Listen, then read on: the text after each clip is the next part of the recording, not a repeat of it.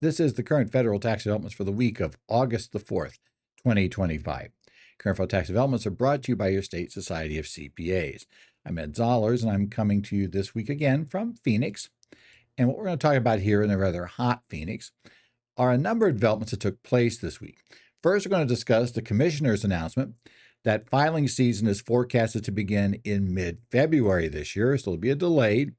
Not surprisingly, the One Big Beautiful Bill Act is the reason for the delay, and we'll talk about what that impacts and what concerns we have based on that. Secondly, we'll talk about a court case where settlement proceeds were found to be taxable, and the taxpayer got stuck with late filing penalties because of that. I'm going to talk about the IRS issuance of relief for corporate alternative minimum tax situations where there are partnership investments. So we'll talk a little bit about that, how they are essentially pulling back from proposed regs issued in September of 2024, and they're going to release a new, slightly different set of rules. We'll talk also about a case for corporate merger and whether and how the same taxpayer rule for interest nettings, where you have a deficiency and an overpayment running at the same time, works when you merge two corporations together. What if there are deficiencies and overpayments from years prior to the merger? Are they still the same taxpayer if that liability continues to exist after the entities have been merged? We'll also talk about what's an educational organization for the unrelated business income tax purposes for the exclusion for debt-related items. So we'll talk a little bit about that for that background. We have another microcaptive arrangement that fell apart under court challenge. Talk a bit about that. And we also have a taxpayer who claims she didn't consent to the filing of a joint return, but the court found that didn't impact the denial of innocent spouse relief for various reasons, and so one of which is she's only asking for relief being an innocent spouse, but you can't be an innocent spouse unless you file a joint return, and you also can't really get relief for what's your own income. And it turns out that both of those were a problem. The court really didn't care, said regardless of whether you did or didn't agree to file a joint return, you didn't file any other return. So you still owe tax on this. It just, depends on how we compute it based on your situation, but it's not going to be innocent spouse because it wasn't your spouse's income. So let's start and talk about what the commissioner said about the filing season beginning to start mid-February this year. So the source here was an article by Benjamin Valdez that was entitled, Long Predicts Later Start to Filing Season. That was published in Tax Notes Today Federal on July the 29th. The basic announcement was that IRS Commissioner Billy Long was giving a talk to the National Association of Enrolled Agents Tax Summit on July 28th, and he stated the upcoming tax filing season is expected to start later than usual. In fact, he indicated the IRS is anticipating right now beginning to be able to accept some returns around President's Day, which this year would be February 17th. So we're looking at that as our delayed start. This probably won't be a surprise to most of you, given the One Big Beautiful Bill Act and the amount of reprogramming that will have to be done in IRS systems to accept returns for that. But it's also more a little disappointing because, that's kind of a problem. We get delayed. So obviously, some of the implications, we know we're going to have a compressed filing season, right? Especially for clients that don't really bring their stuff in until you're ready to file. There's no rush. You can't file it yet. So, why should I worry about bringing stuff in? Yeah, that's going to be fun. It may necessitate some issues internally with your firm. We're talking about internal workflows, how we're doing stuff, and also client communications. You need to manage expectations, right? And try to ensure timely filing, and also indicate why, yes, we can't file the return yet, but may still be very helpful for us to get it together, because while we can't file it, there's a very good chance we'll be able to effectively finish it before we can do the electronic filing submission. So, and again, there's 24 hours in a day, and so every day we lose, assuming you sleep 8 of those, and you're going to actually work full out for the rest, that would be, you're still losing 16 hours a day, and you're not going to replace that time unless returns go on extension, which we know gets with some clients into a total freak out at that point. Like, if they go on extension, they will be thrown in jail. So we're going to have that discussion.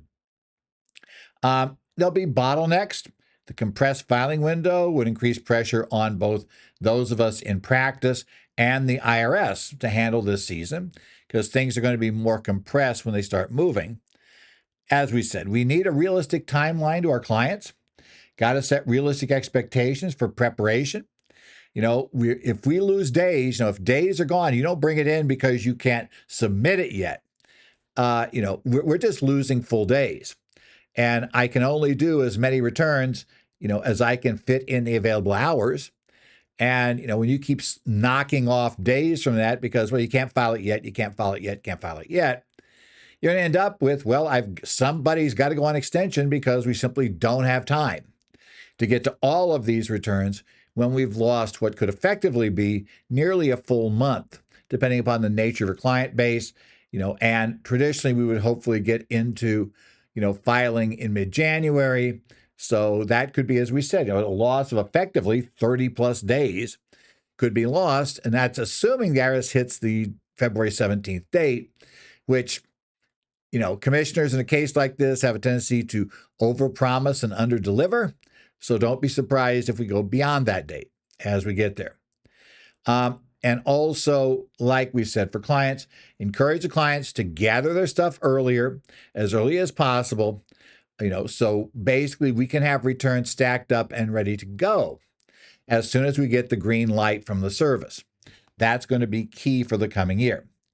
Also, make sure you communicate with your tax software vendor. Because of the OBBBA, we expect a more challenging tax season. We know a lot of states are going to make decisions on what they are going to conform to during tax season. So I'll have a whole bunch of other updates on that. It's going to be a challenging season at best. Delayed start is not wholly to blame for that, but it is partially going to cause some issues. We got to prepare clients for more extensions, right? If you're going to delay bringing your stuff in because the return can't be filed yet, then your chance of going on extension just went way up. So if you want it to be filed once we can file it and before the regular due date, then yeah, you will need to bring stuff in likely before we are able to file the return. Otherwise, we just get this massive returns coming in right around, here in late February. And, at that point, you've got what? A month? A little bit more than a month. And we know those last 2 weeks, the April part of it is scrambling mainly to get extensions calculated, get other things done. So yeah, we've got 1 month to get all of this done and somebody's got to go on extension. Clients just have to understand that's the way it's going to work this year. If you delay, you're probably going on extension. Keep it that way. Again, now we know, and one of the reasons why some people do this, especially people that expect to get large refunds, well, yes, it's going to affect their liquidity, right? Because they're not going to get the refund until they can file. Also, it can cause some financial planning, and that's both for individuals and businesses that expect refunds. It can foul up, what they're planning to do, their cash flow planning. We probably need to warn them early right now that, I know you like that big refund, but maybe you want to consider adjusting your estimates or adjusting your withholding to reduce the size of that refund because it may take a while to get it. Even when the IRS starts accepting returns, let's say around February 17th, it's highly likely that a number of forms will not be able to be electronically filed at that time. And if that's the case, we can't file the returns electronically at that time. We're just going to have to keep sitting on it. So, clients have no guarantee that February 17th will be able to file the returns. So they need to understand maybe this is not the greatest year, to continue to get those refunds that are, 100% of the tax due effectively. You've basically double paid. This would be a good year not to do that, right? We also talk about the other effects, minor effects, effects to various households based on their income. How much IRS capacity, they have a capacity limitation of processing returns and do that. And this is going to stretch that because, again, the number of employees at the IRS is down dramatically. So like it or not, whatever you may think about the funding at the IRS and whether they had too many employees, the reality is that I don't believe it's somehow magically going to suddenly get way more productive, given what's going on right now, especially because a lot of those who have left are longtime experienced individuals. So you got brand new staff, especially, or inexperienced staff trying to fill roles, right? And now this is not out of historical precedent. We should make that very clear. Whenever there is a major law change, and we could say the OBBBA is a major change, we've often had delayed starts of the year. That's not terribly unusual. Now, what's a little more unusual is, though, the OBBA actually got passed relatively early, right? July 4th. This is not like the Tax Cuts and Jobs Act that got passed in late December, which really fouls up the time. So there was some hope, at least, assuming the IRS had the personnel to actually get this done, that maybe it wouldn't have been so bad this time. But certainly February 17th sounds like it's going to be about as bad as TCJA to get that involved as we get into that. Right. And also, there's going to be a lot of issues that will come with the states, tax software providers, etc., coordination, all these issues. Because remember, the IRS has to release forms for electronic processing. Then your tax software vendor generally has to get everything approved. And that's when you finally can start filing. So, your clients also need to understand that merely the IRS's ability to take something right now may not matter until our software vendor can get their systems updated and get approvals for electronic filing. So essentially, remember, the IRS is targeting a start somewhere around President's Day, February 17th, for the upcoming filing season. This is giving advance notice. You should consider communicating with clients about the fact that we expect next year the refunds to come out later, right? We don't expect, if you're getting a refund, obviously OTAX, who cares, is kind of that, which is fine. But if you're getting a refund, you're expecting to get that money up front early in tax season, you better start rethinking that. And as I said, maybe change your withholdings to not give the government extra money that they're going to hold until they get around to being able to finally accept your return. So, get your planning together to do this. Pay attention for any further IRS announcements updating these dates. We may see them move we might see them moved up, but I think far more likely is we're going to find announcements coming eventually that may move this date back, right? And again, the statement was reported in Tax Notes Today Federal from Tax Analyst. That is a for-pay publication. So just be aware, if you want to go read the article, you need to basically have, paid them for that bit. Okay, next up, let's talk about the case of what if you get lawsuit settlement proceeds? What's the tax involved in this, and how does it run?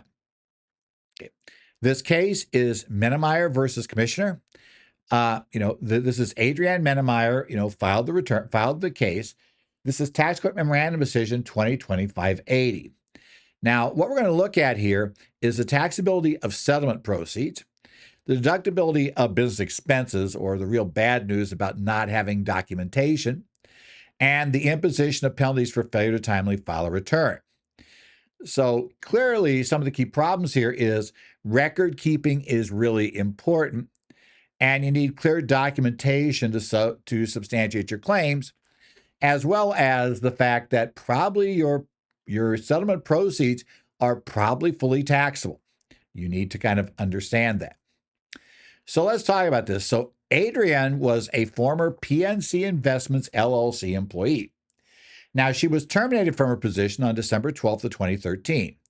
That was followed by PNC filing a complaint, securities complaint, U5, alleging she was dishonesty. And that, of course, really made it difficult for her to find future employment in the securities industry, in the industry we are for investment, financial planning, investment type industry. So she eventually took this up to FINRA arbitration. It was initiated on December 3rd of 2015, just under 2 years after her termination. And she went after PNC for defamation, wrongful termination, unfair competition, tortious interference, and expungement. But the claims did not include any health concerns beyond emotional and psychological harm. And that's going to be really important for the tax status of these.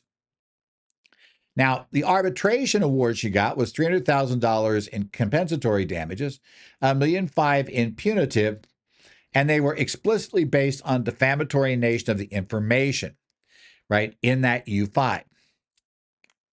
Now, PNC and her then, basically they were threatening to, go ahead and try to appeal this. So she and PNC negotiated a settlement. So PNC agreed to pay her $1,510,000. And of that, $997,466 of that went to the taxpayer, Ms. Menemeyer, and $512,534 went to her attorneys, right? She signed a general release for employment termination and FINRA claims. There was no mention in her general release of health concerns or physical injuries. Now, the IRS audited her return, and they issued for the 2018 return, and they issued a notice of deficiency on March 15, 2023, of $588,906 and $164,389 addition to tax. The primary issues before the court regarding this IRS saying you owe us money related to the statute of limitations for assessment, to have the IRS assess the tax in time, also related to the taxability of her settlement proceeds. We're talking about, the potential exclusion under 104, and let's get a little bit ahead of ourselves here and say it will be the reason why she didn't meet it. We're going to talk about deductibility of various purported business expenses. That will include the expenses she incurred to essentially get her settlement, to have this litigation, what she paid her attorneys, but also expenses in another side business she started operating, right? Because again, she really couldn't get reemployed in the industry she was in. And finally, liability for a failure to file penalty. We'll talk about all of those. Now we go. So let's talk about taxability of settlement proceeds. Under the Internal Revenue Code, Section 61A, which is the place we always start in the IRC, gross income includes all income from whatever source, and that would include settlement agreement proceeds. So basically, things are income unless we find a way to kick them out, either to make them find us something in the code tells us it's non-taxable, or find something that allows us to claim a deduction against that income. So in this case, Section 104A2, which is what she's going to try to argue, it excludes amounts received on account of personal physical injuries or physical illness, but explicitly excludes emotional distress, not defense, but distress. Now, in order to use that, you need to show a direct causal link to physical injury or sickness that led to, the damages you're seeking to exclude. So what the court did to analyze this, they're first going to examine the express terms of the agreement. And if that's ambiguous about what it covers, then they're going to look to evidence of the intent of the payor. Was the payor paying for this physical injury, etc., or not? Generally, the uncorroborated statements by the recipient of the funds aren't going to work here. You're going to need some evidence of the intent of the payor. Now, the settlement agreement itself, though, was unambiguous. It broadly released claims related to employment FINRA, but never mentioned physical injuries. Let's say that's a bad fact as we get started. Now, her testimony about PNC's health concern was given little weight. She had no independent support that PNC was worried about having to pay damages on the health claim if they didn't come to some sort of agreement on this. There was no real evidence she ever raised a health claim in any of the documents she filed. She or her attorney had filed. So that's one of the problems you're going to run into. The arbitration claims focused on defamation and economic impact of job loss, not health. Remember, she brought this under a FINRA arbitration clause. So these damages relate to what was involved in that case. So the court concluded that she had to include the full amount of the settlement in gross income, right? It was not received on account of personal physical injuries or physical sickness, but for defamation and economic damages, neither of which are excludable under the rule. What about, though, she paid like over a third of what she got to her attorney. Can she get a deduction for that? Well, we get back to the origin of the claim theory. Well, this will be pretty easy. This came from the claim she had related to her employment. Now, a few years ago, we had rulings that told us that would be bad because that'd be an employee business expense. And today it'd be really bad, because those aren't deductible. and will not be in the future after after OBBBA passed. But Section 62A20 was added to the code. It permits an above-the-line used in computing AGI deduction for attorneys' fees in unlawful discrimination actions. Now, you might think right away, yeah, but I don't see any allegation of discrimination in this case. She didn't say, she was discriminated against first, due to sexual harassment, things like that. She wasn't arguing that she had been dismissed based on, a racial discrimination issue, religious issue. She wasn't arguing it, so it's not discrimination, right? Well, remember, we have definitions, right? And a key definition we have here is under 62E, unlawful discrimination is defined to broadly include any aspect of employment relationship, including claims for wages, compensation, or benefits, or prohibiting the discharge of an employee. And so what happens here is suddenly that's a big thing. So the court ruled that her claims related to her employment and lost wages. Because of that, this was a discrimination payment to the attorney under 62A20 due to the fact that 62E has a specific definition of what's considered discrimination case. And this case fell within it. So she is allowed to get the deduction for her, for the legal fees related to her employment and lost wages claim. And, and basically the parties were instructed to consider that deduction when computing the tax due. So she owes tax on the award, but she is going to get a deduction for the legal fees. Okay, so keep that in mind. I mean, I think a lot of people remember the rule was it's a discrimination case, and you would immediately conclude it's not. Please remember, definitions exist in the law.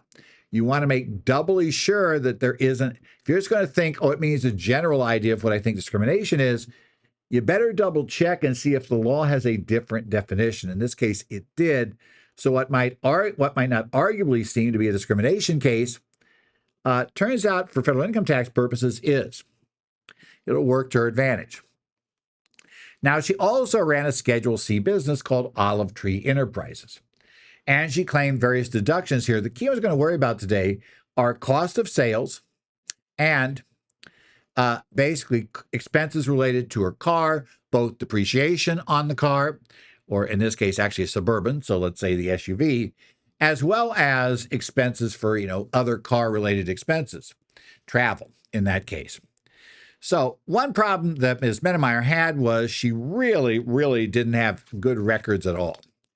And so one of the key problems we had for the cost of goods sold is her boyfriend, apparently, who was a CPA, had computed up an expected cost of goods sold, but really didn't have any records to back it up. There were very, very few records. Now, the IRS had agreed to allow a certain amount during the exam, but of course, she was trying to claim the full amount claimed on the return. The problem was that the ledger they had was unreliable because it mismatched all the invoices. None of the backup data agreed with what was there. So the court essentially said, we're going to let you, obviously the IRS said they're allowing X. We're not going to change that because they're not saying we should reduce it, but we're not going to give you any more than they allowed on exam. The other problem related to her car. So she had a Suburban. She's looking for the expenses, the essentially deductions for depreciation related to her SUV, the Suburban, right? Now, that is listed property under 274D, right? So it still falls within that category, even if it's not a quote-unquote luxury automobile because over the 6,000-pound rule. So don't confuse those two. So while we don't have a limit on bonus depreciation, we do have, though, the standard rules for documentation for any listed property, which the Suburban is.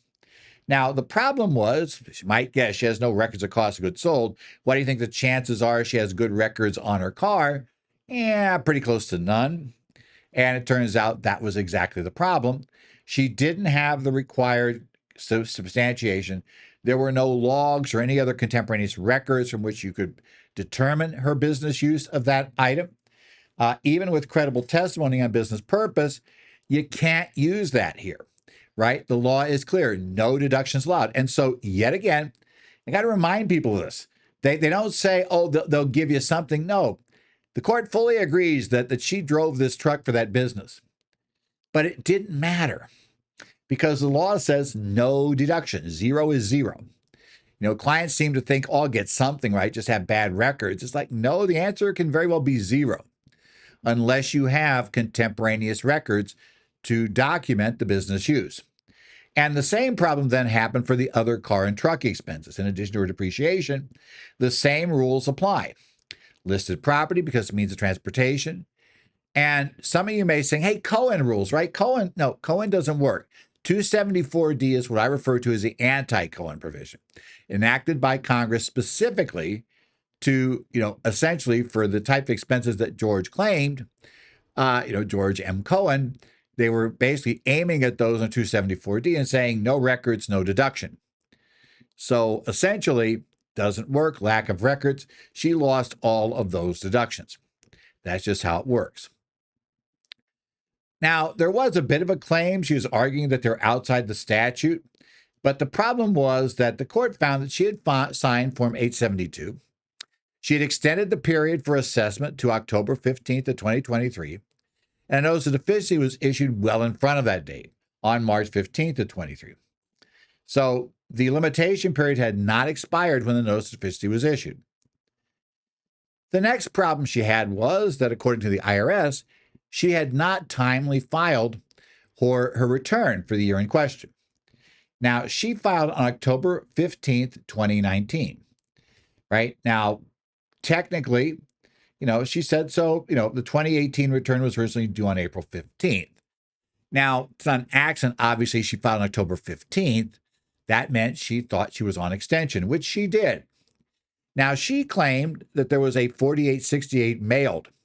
And in fact, it was supposed to be prepared by her CPA boyfriend, who supposedly, had that file. Now, while he claimed he'd prepared and filed it, he admitted he couldn't remember if he'd mailed it or if a member of his staff had mailed it. And he did admit he couldn't testify he had seen it actually be mailed. And I don't know that any of that would have mattered anyway, but, that was it. The court made it very clear. The way you could have solved this problem was use certified mail, right? And you can't blame your CPA boyfriend. Well, you can. I'm sure she did, and justifiably for some of this, I'm sure. But for purpose of analysis penalty, you can't do that, right? At least the IRS is going to collect it from you. Then you might see if you could get it from him. But that's a different problem. Okay, so basically what we're going to get here is that, because the theory is she knew on April 15th the return was due. She knew it wasn't going to be ready. She had to make sure that the extension got filed.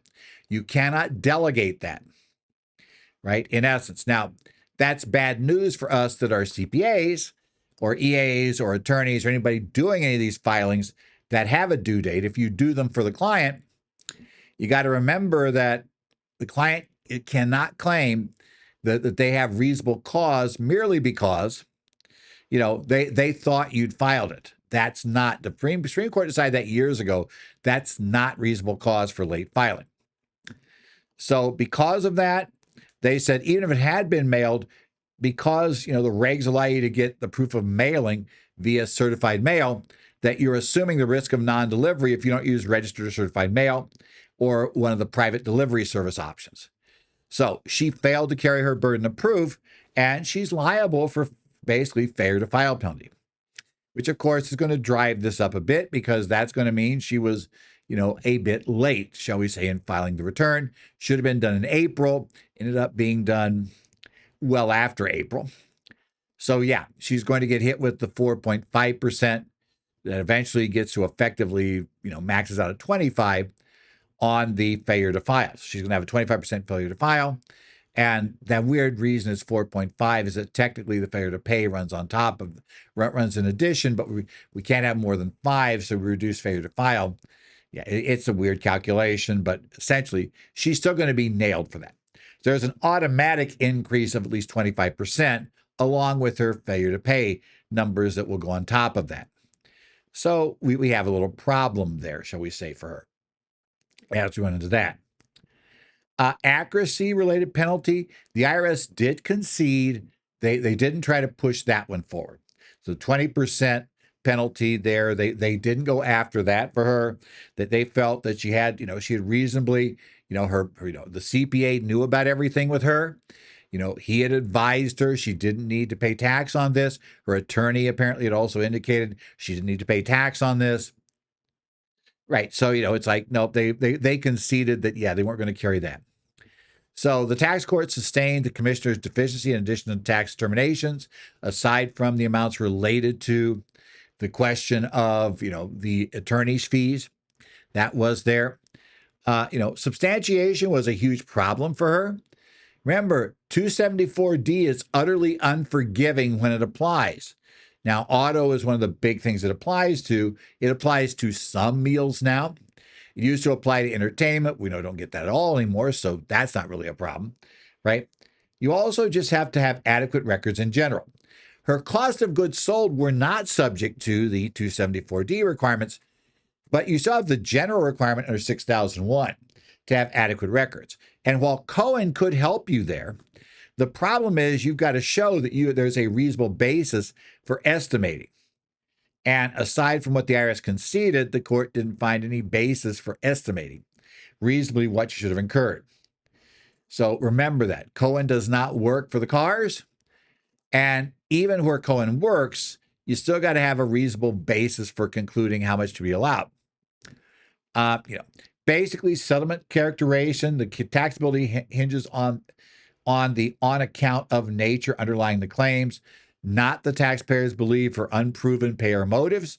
You got to have evidence of why they were paying it, right? And absent explicit language or compelling evidence of physical injury, the proceeds are likely to be fully taxable. You got to start that with the client and also remind them, didn't your attorney say that he doesn't give tax advice? Because I've had many times said, I don't think it's taxable. It's like, I don't think it's taxable. It's telling you he's not telling you, right? And the problem is, yeah, it probably is. The attorney's fees, we got that in the employment relationships, locked wages and discrimination qualify for above the line. Remember, this is, the issue that got there because hers was considered discrimination.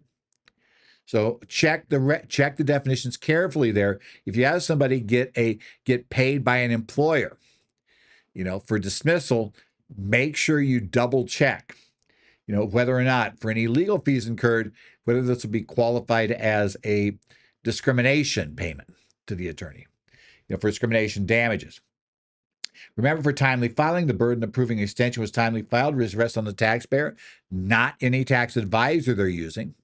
And I said that's really a problem for us, mainly because while that's very true for the federal government collecting the penalty, that's not true in terms of when the client sues you in, let's say local court, because a local court is probably going to find that, they had a right to rely on you and you caused them to incur these big costs. Therefore, you're liable for them, right? So that's it. So practice advice, make sure clients understand the record keeping rules. That is something you should be telling clients. You have to do this, right? I'm going to ask you whether you have it and you need to do it. And if we get an exam, you better come in here with that stuff. And, and realize that if you think you're going to sit down when you get the exam notice and sit down with a blank Excel sheet and reconstruct records, I can tell you that in virtually there are a huge number of cases where the court has figured that one out and disallowed the whole thing. Make sure you do those and extension filing procedures in your firm. Really important to make sure you are carefully checking, especially with electronic filing these days. Even if in the old days you didn't take responsibility for, let's say, filing the extensions, the clients who are going on extension had to make sure that it happened. These days, almost certainly you're taking control of that. And that means make sure, because remember, there is no out for the client because my CPA forgot to mail it in. That's not going to work. Next up, we're going to have an AMT exception here, and I'll go through this. Probably doesn't apply to many people here, but it is going to be a major change if you're involved with the corporate alternative minimum tax. So I'll kind of skim over this, But these slides are really important, and the materials that you can download from our Current Federal Tax Settlements website, the article on this, really helpful, as well as, guys, go grab this ruling. If you're having to deal with this, grab it. If you've got a partnership investment in a corporation subject to the AMT, which generally is going to be very large corporations, but you have to keep this up. Keep in mind of this. Now, the corporate AMT was this version of it was introduced by the Inflation Reduction Act of 2022. It's IRC Section 55, and it applies to Apple corporations based on adjusted financial statement income, AFSI. So this is a C corp problem, right? There's a lot of burdens and challenges concerning partnership investments and figuring out how that affects your financial statement income, AFSI, right? So the notice was provide interim guidance to simplify this application because they are withdrawing partially a portion of the proposed regulations on the corporate alternative minimum tax that was going to apply to partnerships after a lot of complaints from those that would have had to deal with that, right? So now you can rely on this interim guidance for taxable years beginning before any proposed regulations are published. So obviously, current year, the year you got now would, a year maybe a return you're getting ready to file for 24, all of those things, you could use this for that. Now, who's a capital corporation? It's going to be a corporation. And so it's not an S corp, not a registered investment company, mutual fund, not a real estate investment trust or REIT. It's meaning an average, relatively high average annual adjusted financial statement income test. Now, adjusted financial statement income from partnerships is defined under IRC Section 56A, C2D, basically I. It generally includes only the partner's distributed share of the partnership's AFSI, Apple Financial Statement Income, unless otherwise provided for by the Secretary. This is going to give us some otherwise provided for options. The Secretary has broad authority under Section 56 Cap AC 15 and 56A E to issue guidance and to prevent omissions or duplications. Now, previously, you might have heard of Notice 2023-7, which provided prior interim guidance on certain corporate alternative minimum tax issues, including partnerships, contributions, and distributions. This is going to a large extent supersede that ruling, okay, at least regard to partnerships. Under the proposed regs, it took what was called a bottoms-up approach, and this was issued in September of last year. So it required your corporate alternative minimum tax entity partners to compute distributed share partnerships AFSI by disregarding financial statement income from investments and including distributive share amounts in there, right? So we're going to go through and reach through and do a flow through. Contributions and distributions, proposed regulation 1.56A20, generally mandating inclusion of income, expense, gain, or loss from transaction in the AFSI. That proposed regs would have allowed deferred recognition approach of financial income to align with subchapter K principles. So that would be the deferred sales approach for contributed property. Would be fine, where we don't recognize it until it actually gets sold.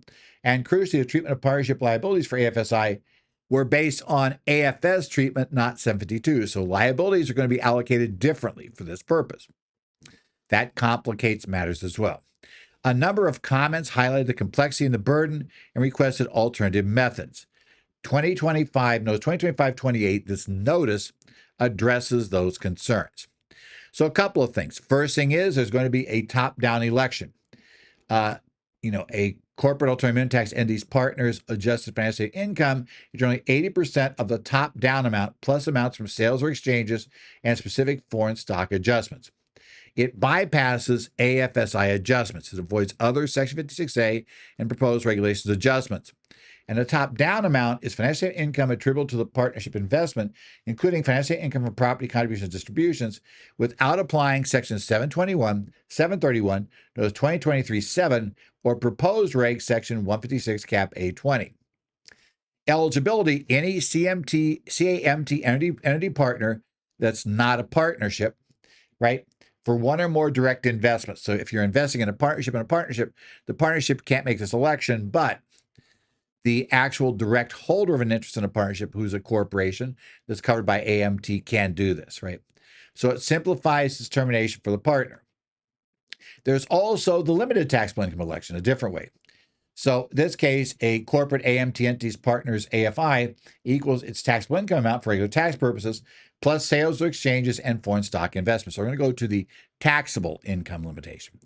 Taxable income amount is the partner's distributor's share of income, gain, loss deduction from the partnership under tax law purposes, right?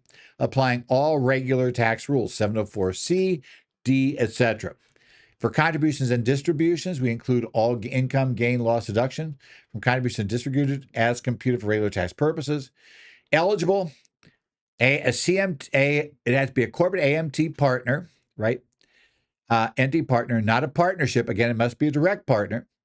If the test group of the group they're associated, their corporate group, does not own more than 20% of the partnership's capital or profits interest, and the fair market value of the partnership investments held by the test group is $200 million or less.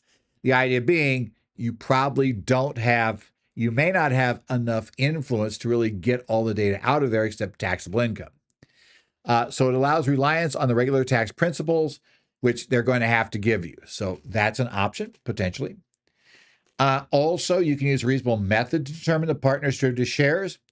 You can use any reasonable method to determine a corporate AMT entity's partner's distributed share of modified, basically financial statement income. That method must be consistently applied to all corporate AMT entity partners of the partnership. It must align with Section 56A purposes and not result in improper allocation or the avoidance of CMT liability by allocating things away from the corporate partners. Reasonable methods, it could be their share of 704B income or loss, or provisions in the partnership agreement for allocating next 704B income or loss items, right? If it's applying proposed Section 156A-20, you have to use the same method for deferred distribution gain or loss. Also, reporting required modifications. This proposed Section 56A-5H and I.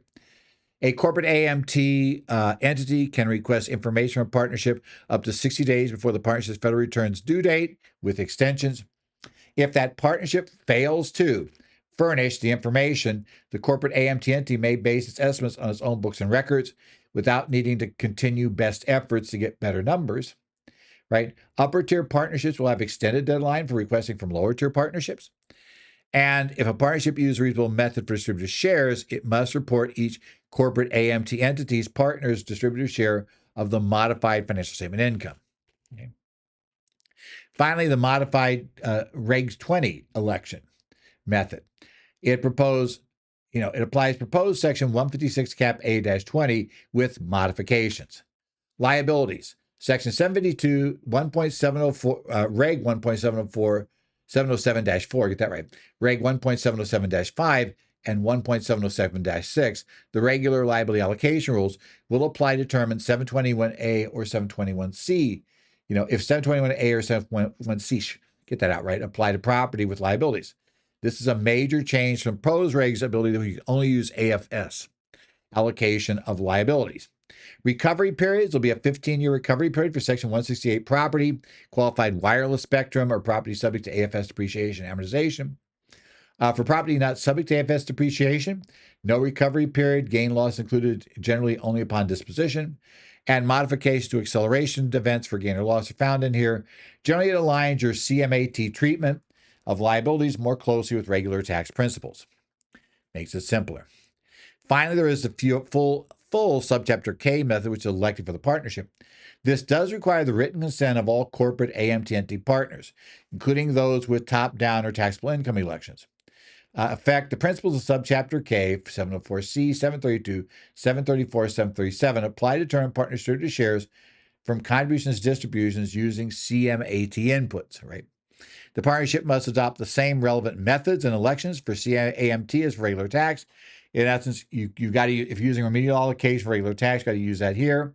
Any special basis adjustments must be handled in the same manner. It allows for more comprehensive alignment of CMAT with existing regular partnership tax rules. For financial statement income attributable to certain non-realization transactions, partners can disregard financial statement income from consolidation, remeasurement, deconsolidation, dilutions, or change in ownership of another partner to the extent these are non-realization events for regular tax purposes. The exclusion does not apply to financial statement income from changes in fair value of a partnership investment. Appropriate adjustments to corporate AMT attributes and CMT base, such as corporate AMT basis, must be made to ensure proper, AFSI computation and prevent permanent elimination. The benefit is it prevents unintended corporate AMT complications from transactions that are not realization events for tax purposes. Finally, we're going to talk about the reliance and applicability. Taxpayers can use the guidance in this notice. If you have to deal with this, grab the notice. This is just a quick summary. You can use that for taxpayers beginning before the forthcoming proposed regulations are published. This includes amending returns or AARs that you file. So you can go back and fix something, right? For contributions, distributions, and tax years ending on or before September 13th, 2024, you can rely on this notice, Notice 2023-7, or the corporate AMT proposed regs. You have your choice. So any of those will work. Obviously, that means that August year ends generally will be the last ones that can use this, but they'll have the choice using any one of the three. Beginning with September 30 year ends, you have one of those for your partnership. That's going to have to use, in essence, they won't be able to use those 2023-7. They will have to, go ahead and use this notice if they want to have something they can rely upon. Reliance on the interim guidance will not violate consistency requirements of the proposed regulations for that year. And if alternative taxpayers may rely on the corporate AMT proposed regulations in their entirety without these modifications, if consistency is maintained across the test group. So you already set up to use proposed regs. That's what you've been doing. You don't want to change it. You're allowed to just keep doing that. So again, this offers relief. Make sure you note it if you think you're going to need that relief. Let's go up next with a corporate merger and the same taxpayer rule for interest netting. In this case, we're talking about two corporations you probably heard of that merged a number of years ago. We're talking about Bank of America Corporation, which is the taxpayer in this case. You may remember that back in the whole, Lehman Brothers crash scenario, et cetera, that eventually Bank of America merged, basically absorbed Merrill Lynch. So we had that eventually come out of all those situations. Now, this is from the Fourth Circuit Court of Appeals, case number 23-2319, decision issued on July the 29th. Now, this is an interpretation of the same taxpayer requirement. Under Internal Revenue Code section 6221D, for interest netting, in this case, following a corporate merger. And it looks at whether a surviving corporation can net pre-merger tax underpayments of one entity, now part of the group, against pre-merger overpayments of a merged entity, the two that weren't associated at the time these underpayments or overpayments took place. And in this case, the Fourth Circuit affirmed the district court's decision in favor of the government that can't do that. Let's talk about the case. The parties here were Bank of America Corporation, the surviving entity, and Merrill Lynch. Their merger was finalized in 2013. Now, Bank of America sought to recover, this is not a minor netting adjustment we have here, $163,429,627 in underpayment interest paid and overpayment interest owed. Okay, back to them. So they're asking for $160 million. This is not a minor adjustment, shall we say. Now, the bank said following the merger, Bank of America became the same taxpayer as Merrill Lynch. For these purposes, that's their argument, meaning with respect to or concerning was the word they were concentrating on. Okay, so they're saying, hey, we're all one big happy family now. So we want to be able to net, even though these overpayments, underpayments that rose back in the year where Merrill Lynch and Bank of America had nothing to do with each other, we still think that we should be allowed to net them. Now, they argued for this based on a couple of positions. First, they said that 6621D should be interpreted consistently with section 6402A, which is balance netting, not interest netting, but netting overpayments and underpayments of the same taxpayer under 6402A. And they also claim that Delaware merger law, which governed this merger, retrospectively treats the surviving and merged companies as the same federal tax purposes. And that means that should bind the IRS. They have to follow the state law. Now, two scenarios were involved in this. B of A had underpaid taxes in 2005, and Merrill Lynch had overpaid.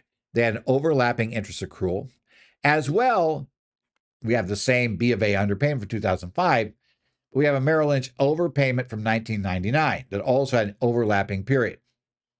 So again, the merger was on October 1st, 2013. That was years after these particular underpayments and overpayments took place. So the question is, can we net? And we are talking about over $160 million. Is the answer to this in the reduction in interest, effectively net interest paid? Now, under Section 6621D of the Internal Revenue Code, it applies when interest is payable on equivalent underpayments and overpayments by the same taxpayer. That last phrase is there. Now, the court said the phrase by the same taxpayer modifies equivalent underpayments and overpayments, but not the interest. Okay. The question is, which one does that say? Is it interest by the same taxpayer or underpayments and overpayments by the same taxpayer? Now, the court said the last antecedent rule of construction. Remember, we've talked about those rule of construction regarding when you analyze a statute. This is another one of those such rules. They're saying that, you basically, you're looking for what's the closest one, right? In regards, so it says using that rule, it would imply the underpayments and overpayments themselves must have been made by the same taxpayer, rather than interest now being owed by a taxpayer in that regard. They also said the meaning of by, which again, we get into weird things about what word means.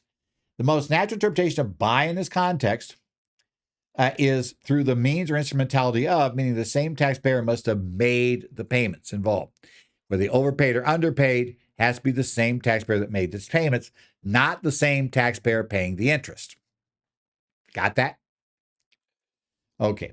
Now, the court rejected this respect to or concerning, which would have put the focus on the interest, finding it less natural and effectively rewriting the statute to focus on current liability rather than the original payment maker, which is how they say is the proper way to read the statute. And they cited precedent in the area. They're about the East Energy Court versus United States. That held a statute required the taxpayer be the same when the overpayments and underpayments were made. And also Wells Fargo and Company versus U.S., another bank situation with a merger. A merged corporation could not net pre-merger interest for payments made by different corporations because it's the identity corporation at the time of the payment that matters.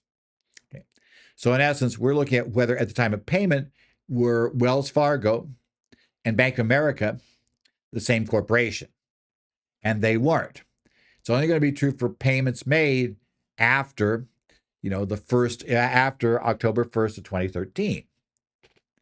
Those would be the ones where they could become the same taxpayer.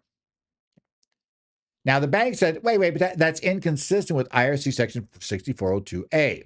That allows the IRS to credit overpayment against any liability in respect of an internal revenue tax on the part of the person who made the overpayment. Now, the court found that these provisions have materially different language and purposes. They found that the balance netting 6402A that I just gave you, that allows netting when the person who made the overpayment has any liability, including a liability that was originally incurred by another merged corporation. The focus is on the liability. A merger might make the surviving entity a composite for balance netting purposes.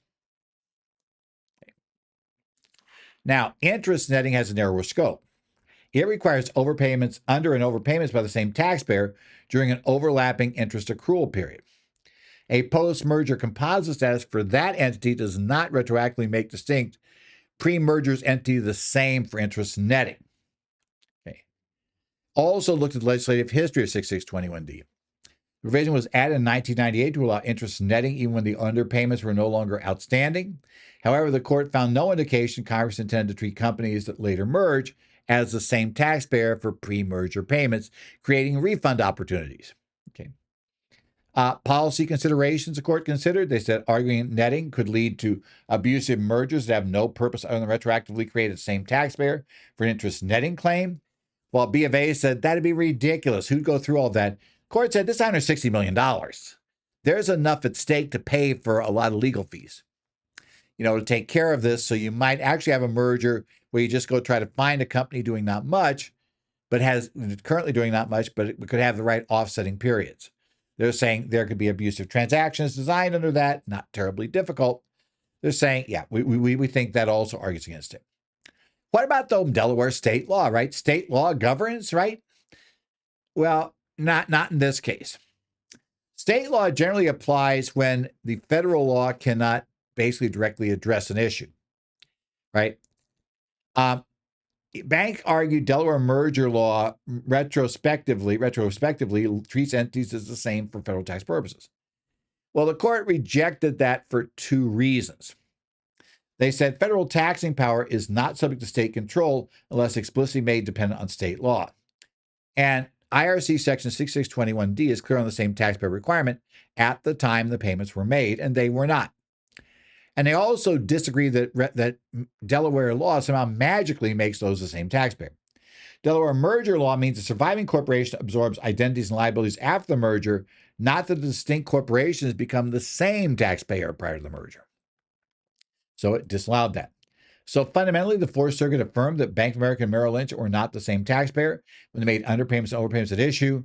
They were distinct corporate entities at those times, the years before the 2013 merger. So Bank of America, the surviving entity, is ineligible for interest netting under 6621D for these pre-merger payments. Okay, for interest netting under 6621D, the identity of the taxpayer at the time that payment was made, right? The underpayment or overpayment was made is what's key, not their post-merger status or absorption of liabilities, right? Remember, so you got to remember that you cannot net, at least in the Fourth Circuit. You may want to challenge it in your own circuit. If you've been no decision there, that's a whole different discussion to have with counsel. But consider netting timings, underpayments, and overpayments relatively corporate restructuring when assessing interest netting opportunities. This ruling suggests in the Fourth Circuit, at least, they're going to strictly interpret same taxpayer as looking at what were they truly the same taxpayer at the date that the payment was made. Next up, we're going to talk about what's an educational organization for unrelated business income tax purposes. And the Mayo Clinic, who gets involved in these things all the time. We're talking about the Mayo in this case. This is Mayo Clinic versus United States. This decision comes from the 8th Circuit Court of Appeals, case number 232246, and it came down on July the 30th. Now, the key issue is definition of educational organization under Section 170B1 Cap A 2II and its implication on unrelated business income tax exemptions. So in this case, the taxpayer is the Mayo Clinic. You might have heard of them, right? A Minnesota nonprofit corporation that has 501c3 status. It is a not-for-profit organization. Now, Mayo was looking for a refund claim of $11,501,621 in unrelated business income tax assessed by the IRS for debt-financed property income. So not as big as B of A, but still definitely worth fighting over, right? Now, Mayo claimed an exception under Section 514C9A and C1 of that same subsection, and it provides an exception for debt incurred by a qualified organization acquiring or improving real property. Generally, debt-financed property generates UBIT, but there are exceptions. This is one. So the question becomes, is Mayo Clinic a qualified organization? And the definition of 501c3 educational organizations as described in Section 170B1AII, the qualified organization, it's organizations normally maintaining a regular faculty and curriculum and a regularly enrolled body of students. And Mayo Clinic does train doctors. It's arguably, one of its key reasons for being. Now, IRS said, wait, Mayo's acquisition indebtedness was not exempt because it did not meet the definition under 170B1 capital A (2) qualified organization under the regulations that applied in this case. Those regulations are 1.170A-9C1.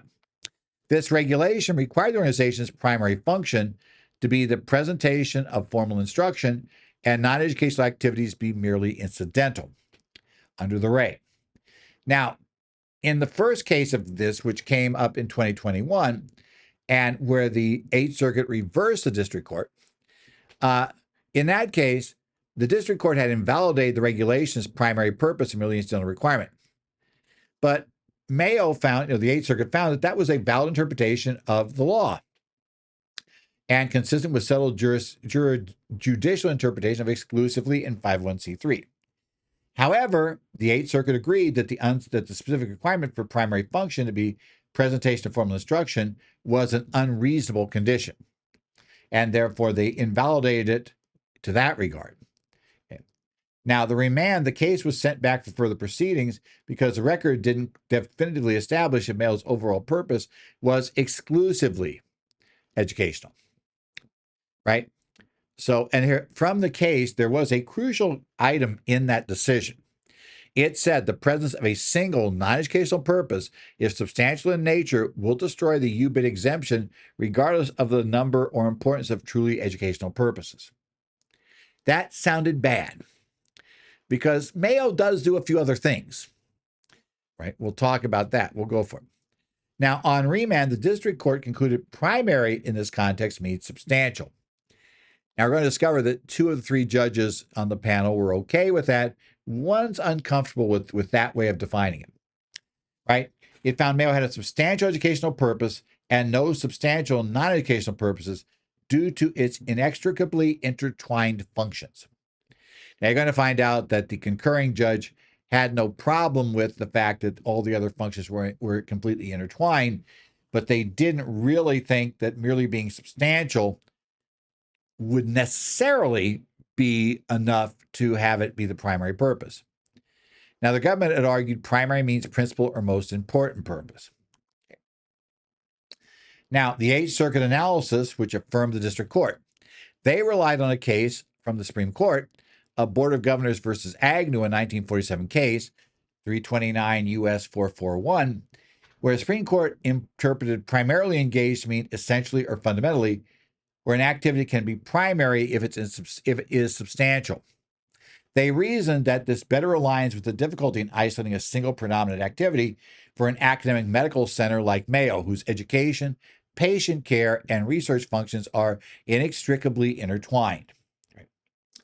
They also said that this is consistent with Treasury regulations. It aligns with the broad view of tax-exempt organization, education purposes, and Treasury regulations, which includes museums, zoos, and symphonies as educational organizations. Symphonies are considered entertainment as much as they are considered educational. So if you use this, if you said it was basically primarily, it had to be, essentially had to be totally involved, then those wouldn't qualify, but yet the IRS regs indicate they do. They also distinguished this from a case of Millott versus Riddell, a 1966 Supreme Court case, 383 U.S. 569. Millott defined primarily as a first importance for differentiating between 2 tax treatments or income versus capital gain. But Mayo involves an organization with multiple substantial charitable functions. So the district court, the basic Court of Appeals panel concluded district court did not err in interpreting primary as substantial. Even if principal were used, Mayo's patient care activities are not non-educational due to their careful integration with education. Now, the government said that Mayo's hospital network and patient care activities constitute a substantial non-educational purpose. Remember, they have one of those to be disqualified. Now, the Eighth Circuit distinguished this case, though, from the Supreme Court's Better Business Bureau case. In Better Business Bureau, the Supreme Court found substantial non-educational purposes. Promoting a profitable business community was a very substantial non-educational purpose. In Mayo 1, the court had clarified that overlap with other charitable categories is okay unless a substantial unrelated, and unrelated is the word they're going to emphasize here, non-educational purpose exists. Now, the district court found that patient care is certainly a substantial purpose, but it's not non-educational at Mayo. This is where you get to the intertwined, right? Evidence showed no substantial clinical practice function that did not further the goal of providing training and education. So a 501c3 organization with a hybrid function that furthers its main charitable purpose as well as education, right, or furthers a charitable purpose as well as education, could still qualify as educational. Therefore, borrowing for real estate wasn't going to be a problem and create UBIT income. They looked at Mayo's organizational structure, governance, and mission statements. They consistently reflect the principal role of education. The 1919 Deed of Gift established that the core purpose of the Mayo Foundation is promotion of medical, surgical, and scientific learning, skill, education, and investigation. And the bylaw preamble provides earnings for better care of the sick, medical education for better trained doctors, research, and general welfare of the public are involved there. It's also their operation is consistent with this level of integration. They have extensive educational offerings. They have absolutely stellar accreditation, right? And high board certification rates for their students. The students are taught anywhere that there's patient care. That includes operating rooms, hallways of the facilities. The physicians at Mayo are expected to participate in education and obtain academic rank. And over 97% of the physicians currently at Mayo hold such a rank. Medical treatment and research always serve an educational purpose, even when increasing healthcare costs by incurring them.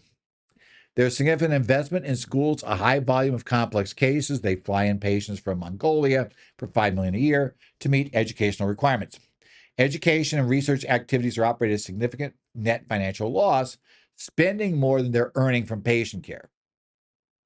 And their expansion to Florida, Arizona, and the Mayo Clinic Health Systems, MCHS, improved the educational offerings by broadening the patient base. They are saying they weren't doing that to simply become a hospital, right, and provide patient care for charge. That wasn't their background. So they conclude that Mayo uniquely integrates education, research, and clinical practice across all of its operations, rendering patient care, while substantial, not non-educational. It's not in itself rather than a means of accomplishing a charitable goal, which gets us in with this. What does this mean for us? Well, judicial precedent, right? Conclusion, they said regulatory guidance that their decision was supported by living faith case. A single activity can have multiple purposes if it furthers exempt purposes. They distinguished this case from the Redland Surgical Services case, where there the not-for-profit had ceded control to the for-profit entities and was supported by Domain Farms. Commercial purpose directly benefited and furthered the exempt purpose. It's reinforced by a broad definition of educational in Treasury Reg 1.501C3-1D3I and a 1969 IRS letter ruling recognizing Mayo's integrated mission. So the final ruling was, the judgment was affirmed, Mayo is an educational organization under 170B1AII.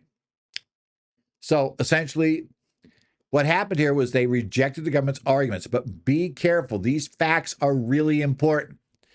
I know there's going to be some charities try to run with this in a way that it won't work. Again, super tight integration. And you notice the court mentioned that those patient care functions were not being operated, with fees coming in excess of costs incurred. That might have made a big difference if they had. Statute does not mandate an organization qualify only under one category to get this exemption. Now, Judge Graz, who was concurring, he concurred in the judgment. So he said, yeah, Mayo shouldn't owe this UBIT. But he was not comfortable with equating primary with substantial, arguing that kind of structure defies plain English. I mean, substantial means a lot, but it doesn't mean primary. And he's like, that doesn't make sense. But he agreed even if the primary meant most important, that Mayo's principal purpose is education, so it would change the result. He's just uncomfortable with the holding that suggests that if you had a substantial purpose, that it could become your primary purpose. It's like, that doesn't really, merely being substantial doesn't really mean that it was your primary purpose. So I think he's got that. But implications for practice for nonprofit tax-exempt organizations, academic medical centers, especially that operate like Mayo, which probably isn't a huge number, interwoven activities, even substantial commercial ones like patient care, can be exempt if they're integrated with and furthering the primary exempt purpose, in this case, education, which is the category we need to fill it. The distinction hinges on whether the ostensibly non-educational purposes serves as a means to, rather than in itself and apart from, the educational mission. We have another microcaptive arrangement that failed at court. These have been happening a lot recently.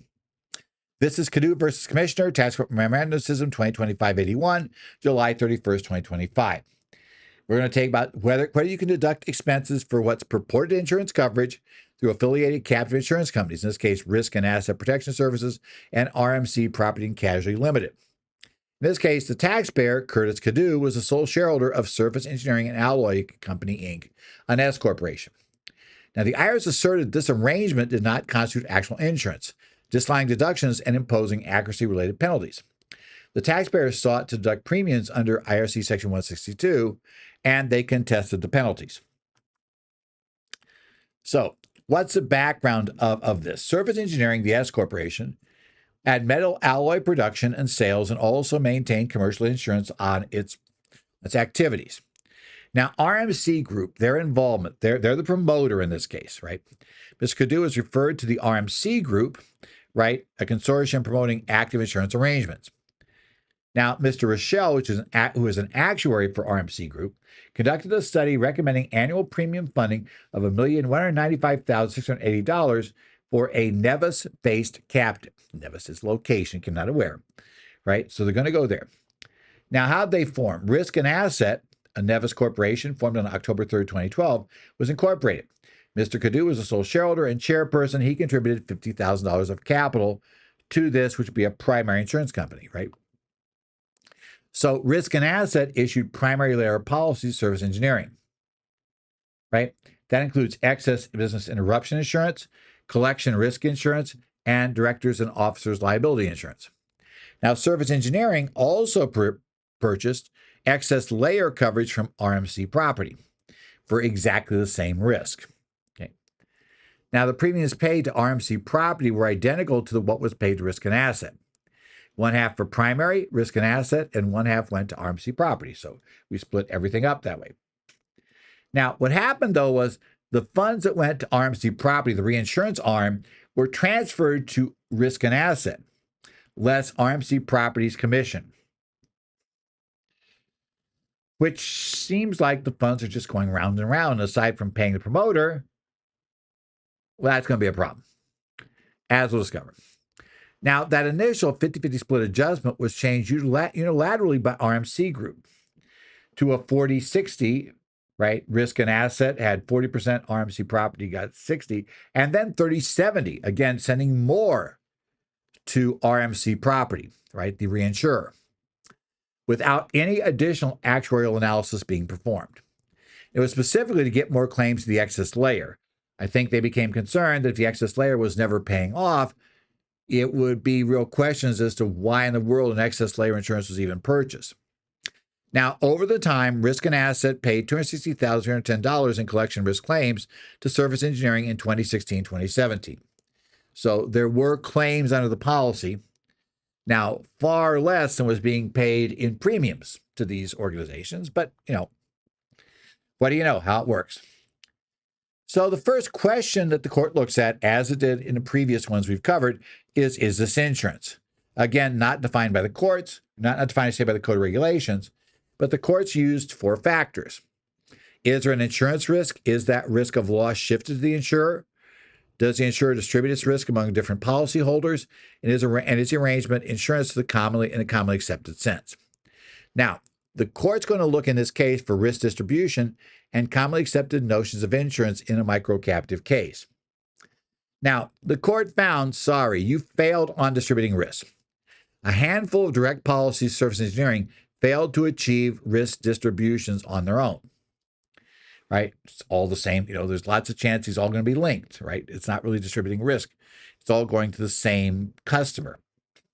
Also said the near circular flow of funds, where Surface Engineering paid RMC Property, was transferred nearly all the funds back to Mr. Cadieux's wholly owned captive, Risk and Asset, meaning Mr. Cadieux really never lost control of his money. That suggests a non-arm's length transaction and insufficient capitalization. Arm's length contracts, we found that we didn't really have those. The premiums were 2.5 to 3.5 times more expensive than comparable commercial policies they could have obtained with effectively the same terms. That suggests the primary advantage was an increased deduction. They didn't care how much they paid. In fact, paying more was better, right? They just got an increased deduction. And so it's not arm's length negotiation. And Risk and Asset was very thinly capitalized. $500,000 plus $300,000 initial premiums is all that went in initially, right? And actually determined premiums, though, the court had substantial reservations about Mr. Ravel's purport. It was prepared quickly, did not have client documents, and then even if that had been okay, RMC Group unilaterally changed the premium splits to get claims to the excess layer, right? And there was no actuarial justification for doing so. And the premiums remained unchanged for 6 years without any revision. You've ever got an insurance policy that went for 6 years with no change? Yeah, that's not how things work in insurance. So they said, hey, risk distribution was not achieved. It was basically, in this case, the taxpayer, right? The basically surface engineering was essentially, which was an S corp, so went back to Mr. Cadu. It was essentially just they were self-insuring 100%. They were just sitting on their own money, and we're just moving it around, making some journal entries, and hey, that's what we're doing. Okay. The court also found even if risk distribution was met, the organization, operation, and regulation, yeah, they found that those kind of rule against as well. Risk and asset had no employees, and Mr. Arnold's participation was minimal. Didn't look like anything was going on there. There was little due diligence on premium prices or reinsurance agreements. Nobody really checked for any of that stuff. They didn't worry about what prices would have been or whether reinsurance arrangements were out there. We were going through this thing. Over half of risk and assets investments in 2017 were a $6 million life insurance policy on Mr. Cadu to cover personal mortgages if he died.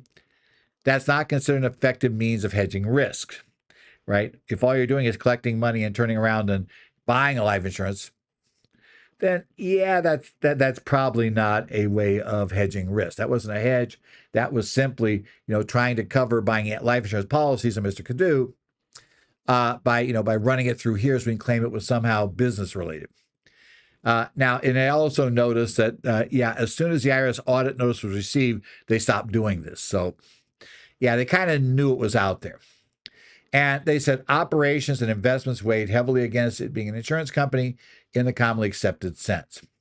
Now, for capitalization, it says it did meet Nevis's requirements for an insurance company, but it was, without question, thinly capitalized. That was deemed a neutral factor. It did not either favor showing that this was a valid insurance structure, nor did it prove it wasn't. It was just irrelevant. It's not going to be the thing to decide this. Were there valid and binding policies? There's mixed evidence. Some terms limited coverage, some lacked beneficiaries. The directors and officers' policies reimbursement only, unlike upfront commercial policies that are more normal. It weighted slightly against the petitioners. Reasonableness of premiums, they're not reasonable at all, right? Not reasonable, not arm's length. It was a high rate online, no premium reductions due to having no claims for years. If the tax benefits were disregarded, essentially the premiums were in the same economic position that they would have held by self-funding the liability as opposed to this. That weighed heavily against presenters. This is the problem. They were inflating, the court found they were inflating the premiums because that's how this had to work. You were mainly getting a deduction for what wasn't really insurance premiums, but calling them that and using a special microcaptive rules to get a deduction with no offsetting income. And they're saying that didn't go. Review of payments and claims. Claims were paid, but the process were perfunctory. The committee met infrequently. Mr. Cadu often acted as sole determinant without independent adjuster. That was a neutral idea. And the court said most factors weighed against the petitioners, and essentially the payments were not for insurance.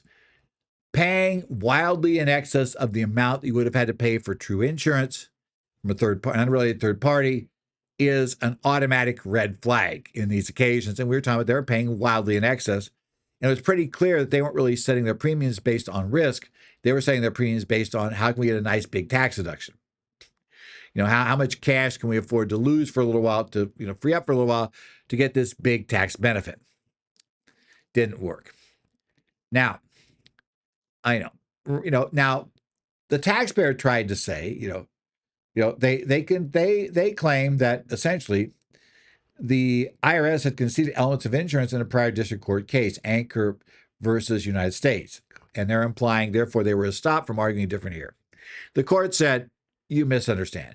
The mere fact that a party in a suit did not contest an issue is very different from conceding the issue. Collateral estoppel and judicial estoppel do not apply because Mr. Cadu, risk and asset, and service engineering were not parties to Anchors and the issues were not fully litigated, so you don't have a chance. They also said we comply with Revenue Ruling 2289, the safe harbor. They said they achieved risk distribution by earning over 50% of premiums for unrelated entities through the RMC Group's reinsurance pool. The court said the facts were not substantially the same as those provided for in Revenue Ruling 2022, or 2002, I should say, 89. Property arrangement, basically property arrangement was not operated consistent with the standards applicable to an insurance arrangement between unrelated parties. Premiums were extraordinarily high, and basically the IRS expert calculated only 18% of future losses ever reached the excess or reinsurance layer. In essence, this was all put together not for insurance. Okay. And on accumulated earnings and profits, the IRS asserted the increased efficiency for 2017 was because Risk and Assets Section 953D election to read as U.S. Corp was invalid because it was an insurance company. The court did not find those IRS arguments. They said they were uncompelling. While not insurance for deductibility funds, they could serve other legitimate business purpose, such as contribution of capital. So outcome, that increased efficiency of 131,308 based on that was not sustained by the court. Okay. Now, what about penalties? The court found the IRS had adequate supervisory approval in 6751B1. They had achieved it in a timely fashion under the Eighth Circuit's measure. The court did not decide to rule on the 40% gross valuation misstatement penalty. It deferred the ruling for 2012 to 2015, pending further briefing on economic substance doctrine and relevance. So that's one where the IRS tried to say, well, this obviously was something lacking economic substance and grossly misstated, at that point. So valuations. So therefore, we should be able to get the extra 40% penalty. The court said, not so fast in this context. And there's another case moving on this right now on this issue, but we need to revisit that. Now, they claimed reasonable cause. They claimed they relied on RMC consultants and Mr. Revell. Now, Mr. Revell's work they found was limited, right? And RMC Group, they said, sorry, guys, that's the promoter. Advice from promoters is, according to the court, hardly disinterested or objective. His reliance was unjustified on them and lacked good faith. Relying on the promoter just doesn't work. They tried to argue they had substantial authority. They relied on Revenue Ruling 2289, which, of course, already ruled was distinguishable. And the initial case that started all these cases, the Avrahami case, a first impression obligation. They said, yeah, in Avrahami's case, it was a case of first impression. They found that they could say that, yeah, we could accept the authorities given because the court had never ruled on these applications. It's not happening here. We ruled that case's existence is part of your problem. You didn't consider it, right? Even though it existed, you never considered changing your operations or doing things. That defense fails. You didn't have substantial authority, right? In essence, once that case came down, the substantial authority disappeared. Argument. What about actually related penalty for 20%? They said, look, these understatements are substantial, over $5,000 or 10% of the tax due. They said it was way over the top of that. And since there was no reasonable cause and no substantial authority, the 20% actually penalty applied. We're still looking for the 40%. And as I recall, the interaction of the penalties, if the 40% were applied, then you wouldn't apply the 20% to the same deficiency. So we're really looking at an extra 20% on those ones they claim that were violating the economic substance background. Tax court emphasized the bar for genuine insurance risk distribution, commonly accepted notions, remains high for most microcaptive arrangements. They denied the premium non-deductibility, did not sustain the increased efficiency for, recharacteristic capital contributions made plausible, and sustained a 20% actual penalty. So it's not good. They did get some things, but it overall was a bad deal, shall we say, at the end of the day. They didn't get the benefits they wanted. Next up, we have the case here in this case, involving a taxpayer who said, I didn't consent to filing a joint return, so I should automatically get instant spouse relief because you came back and you assessed tax against that joint return. Okay, this is the case of Fannie Wright versus Commissioner. It is case number 25-10563. It's from the 11th Circuit Court of Appeals from July 31st, 2025. This case was, and this, of course, is an appeal of a denial of innocent spouse relief where deficiency was traced solely to Fannie's income and the application of the doctrine of constitutional avoidance to a challenge regarding the removal power of tax court judges. Now, she sought relief from joint and several liability for 2013 to 2015 years. In this case, Manny and Willie Wright were married until Willie passed away in 2016. Now, they filed jointly in 2006, 2007, but then individually, right, separate, then resumed joint filings per the returns the IRS had for 2013, 2014, 2015. Now, Ms. Wright started receiving Social Security income in 2012 after a workplace accident. That Social Security income is includable in gross income and is subject to federal income tax under Section 61, 63, and 86. Right. The unreported income in 2013 and 2014. The joint returns reported Mr. Wright's wages but failed to report her Social Security income. So under Section 86, you had to include a chunk of her income. And that would have created additional tax liability if they did that. So the IRS issued joint notice of deficiency. In this time, there was a 2015 return that was filed, right? And this time including her Social Security income, that resulted in tax owed. Now, she claims she was unaware that Mr. Wright had filed joint returns for 2013, 2014, claiming she told him no, he hadn't. And she was advised she did not have to file. Okay. Well, now remember, she's seeking innocent spouse relief for 13, 14, and 15 under Section 6015. Now, initial denial on June 14th, 2017, and appeals denial in 2018 stated all of this debt is basically linked to Fannie, to you. Relief is not allowed on tax you owe on your own or jointly owned income. Now, Ms. Wright challenged the denial in tax court. She also filed a motion to declare basically Internal Revenue Code section 7443F unconstitutional. This provision states a tax court judge may be removed by the president only for inefficiency, neglect of duty, or malfeasance in office. Now, she argued this for-cause restriction impermissibly restricts the president's Article 2 removal power, violates separation of power. So she sought to strike the provision and request a new hearing before a different judge. The tax court denied her motion on December 27, 2023. Okay. Now, on the other issue, the tax court affirmed the IRS denial of innocent spouse relief, finding Ms. Wright failed to satisfy any Section 6015 requirements because deficiencies were all entirely traceable to her own Social Security benefits. She appealed both issues to the 11th Circuit, right? So she argued the tax court erred by denying relief on finding a joint return validity without finding if the joint return was valid, and challenging Section 7443F's constitutionality. Okay, so the 11th Circuit said, well, we look at abusive discretion for equitable relief denial. We look de novo, basically, from the start for any law questions and for clear error on facts. Okay. Now, general rule, if you file a joint return under 6013 D3, spouses are jointly and severally liable on a joint return. Now, 6015, which is a spouse relief, where she's trying to say no, I should get relief from paying these taxes. It provides conditions. Under 6015B relief, it's underpayment attributable to erroneous items of one individual. The other individual did not know or have reason to know. It'd be inequitable to hold that other party liable. Remember, this is the erroneous item was her Social Security. Okay. 6015, separate liability relief. For deficiencies, if you are separated or not in the same household, you allocate items as if you filed separately. Remember, the issue here is her Social Security income. And finally, 6015F equitable relief, if neither one of those two apply, 6015B or C, it'd be inequitable to hold the individual liable. Revenue Procedure 2013-34, Section 4.01, Paragraph 7, states relief is only available for the portion of liability attributable to the non-requesting spouse.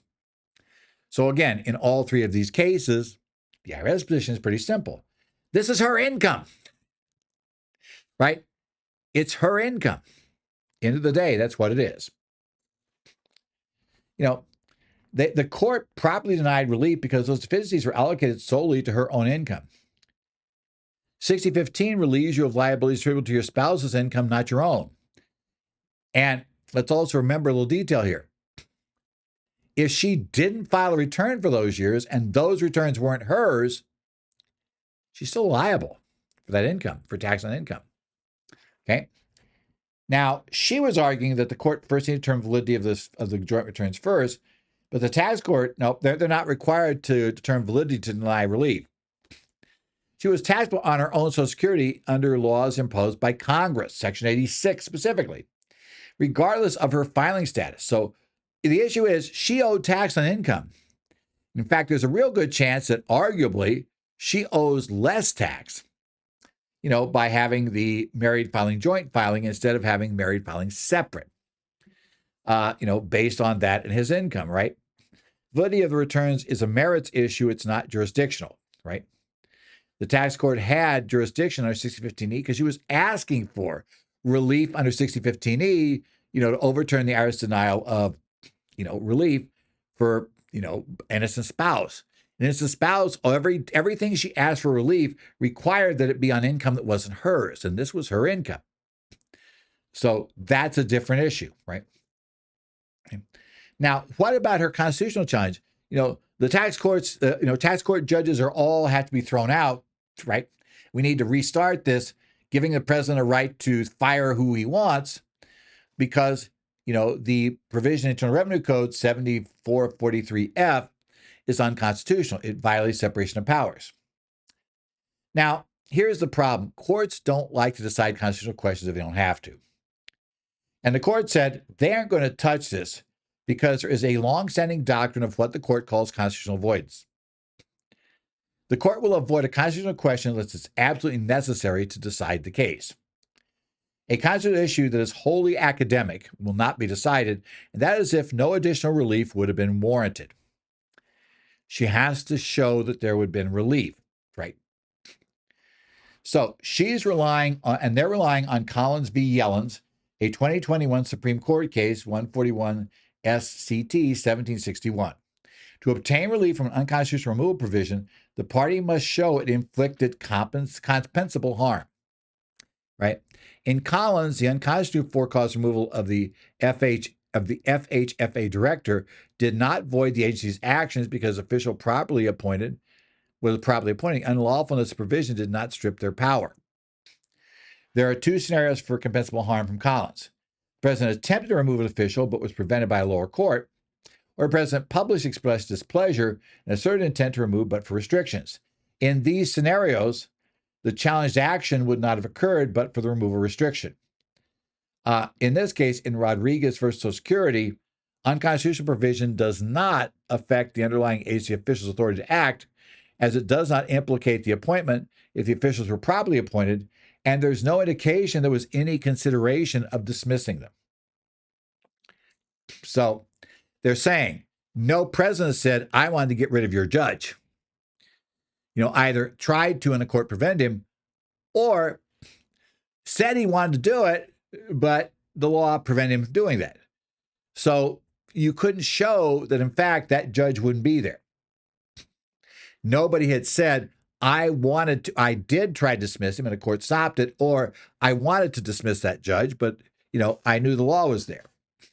There was no evidence that a president would have dismissed this judge and the judge would not have been in his position, basically, but for this unconstitutional restriction, or supposedly unconstitutional. The court wasn't going to go look at that issue, right?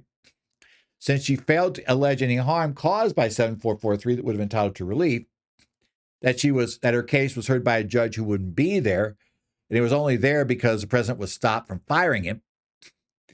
That gets it, right? She didn't argue the tax court judge was improperly appointed or lacked lawful authority. And there's no evidence any president during the entire time this judge was in the tax court had ever attempted to remove the judge or express disapproval decisions. Those are things she had to show. And she failed to demonstrate any causal relationship between 7443F and the tax court ruling she sought to vacate. She did not contend a different decision was possible without that provision being there. For all that reason, there is no relief there, so the court's not going to consider that issue, right? So because she didn't demonstrate the compensable harm required by Collins, we're going to ignore that. Final ruling, not going to answer constitutional question. We affirm the tax court determination. Now, the implication. For most instances, spouse relief, your penalties for it's primarily for liability stemming from the other spouse's income, not income of the requesting spouse, right? And constitutional challenges require the high bar, and you must demonstrate concrete compensable harm flowing directly from the constitutional infirmity. As the court said, this cannot be a merely academic question. If it is, we're going to wait until somebody comes before us who has actual harm, and then we'll decide the case. But you didn't show us any harm because you didn't show that any president had been prevented from removing the judge that you had. And because you hadn't shown that, right, basically it doesn't affect the power. Only if a president had tried to remove that judge and been prevented from doing so, or had, said he was going to remove him, but he knows that code section is there, but otherwise, he'd remove the judge, you're out of luck.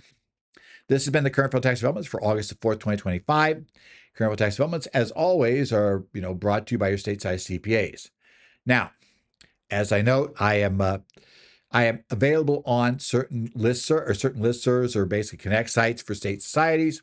That includes the one for Arizona, New Jersey, Idaho, Illinois, Minnesota, and Washington. So if you're there, you have an issue, you can post something there. And if I see it, I'll try to see if I can answer and help. If I think it'd be helpful, I'll try to respond if I have a chance. Okay. Otherwise, we're now going for another week, right? We're going to go now. Next up is August the 11th, right? We are going to start getting, as you become aware, this is August. September is coming up, guys. And obviously, as September comes up, we are going to have we're going to have the first drop dead date for calendar year entities for partnerships on September 15th. So we're going to keep that in mind. But otherwise, we're going to keep our eyes going on what's developed. We had a lot of developments this week. Actually, quite a few came out this week. We'll see what happens in the future. We'll also start waiting and hope to see some guidance from the IRS about provisions in the One Big Beautiful Bill Act. I've been asked multiple times about whether a entity that has, research expenditures under 174, can they go ahead now if they're a small business, they qualify under the small company exception, can they go ahead and amend their prior returns or amend two of them and then just do the 24 return on extension, assuming they can fully expense domestic activities? And, we need IRS guidance in that area. My own take, I was looking at it this morning, is that provision is probably self-executing, but there's always a chance a court might find some reason why it isn't. So there is a risk filing now, and it's got a weird rule that requires you to amend a return, which if you take that literally means you couldn't file a 24 return, just expensing, because if you did that, the original return was expensing, then you didn't actually file an amended return. And we don't know how the election needs to be made, because that's part of the question there, is the election needs to be in a form, that is, as specified by the secretary. So yeah, we're hoping we're going to get guidance on things like that here real soon and not later, but we'll keep our eyes open. So otherwise, we will see you next week with more coming from Current Federal Tax Developments.